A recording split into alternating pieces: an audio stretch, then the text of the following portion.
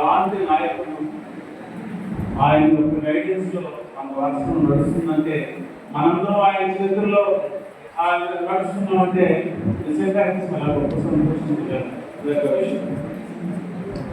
తర్వాత రెండవ విషయం, ఇక్కడ నేను ఒక చిన్న క్లారిఫికేషన్ గురించి చెప్పాలన్నాను.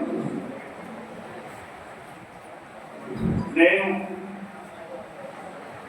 మన ఓటర్ శ్రేణులు డీల్ చేసేటప్పుడు కంపల్సరీగా నా అటెన్షన్ అంతా కూడా తెలుగుదేశం, జనసేన, కొద్ది భాగంలో బీజేపీ, ఇది తప్పనిసరిగా ఉంటున్నాను.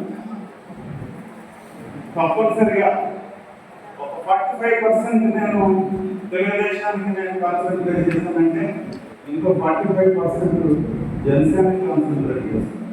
ఒక 10% బీజేపీ. దీంట్లో నాకు ఎలాంటి వివక్ష అవుతుంది దయచేసి అందరూ కూడా అర్థం చేసుకోవాలి. ఎలాంటిది చిన్న వ్యక్తి కూడా నేను చాలా బాధ్యతగా చెప్తున్నాను. తప్పనిసరిగా తెలుగుదేశం శ్రేణికి ముఖ్యమైన వేయడానికి నేను రెడీగా ఉంటానని చెప్పి మీకు అందరికీ నేను విరమించుకుంటా ఉన్నాను.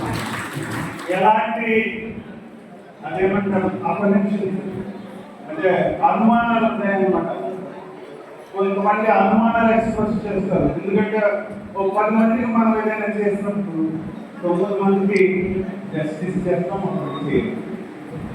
9 మంది మాట్లాడతాం. ఎప్పుడు కూడా చేశారని అనుకుంటాం. ఈ ఒక్కడు ఎవరైతే మనం చేయలేదో ఆయన రూప్ టాప్ ఎక్కి కలుస్తూ ఉంటాడు. మనం చేయలేదు.